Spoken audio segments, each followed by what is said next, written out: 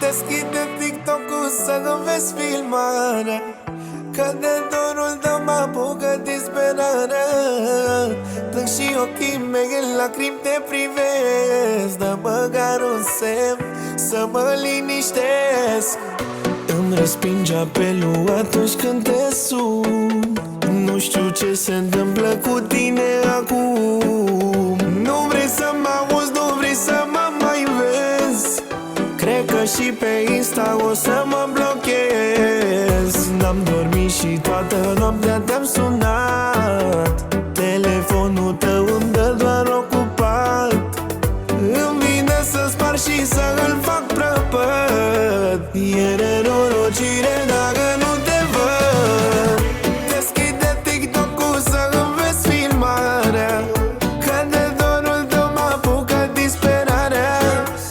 Plâng și ochii mei în lacrimi te privesc, dă măcar un semn să mă liniștesc. Deschide TikTok-ul să-mi vezi filmarea, că de dorul tău mă apucă disperarea. Plâng și ochii mei în lacrimi te privesc, dă măcar un semn să mă liniștesc.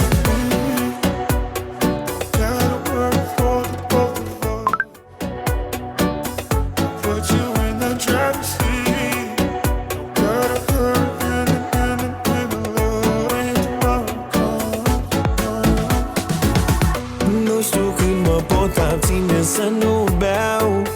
Nimic de la viața asta nu mai vreau. Crede-mă că nu știu dacă ai rezista o secundă dacă ai fi în pielea mea.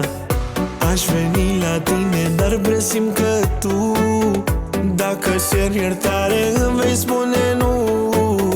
Dacă ții la mine, cheamă-ți un taxi, că de supărare de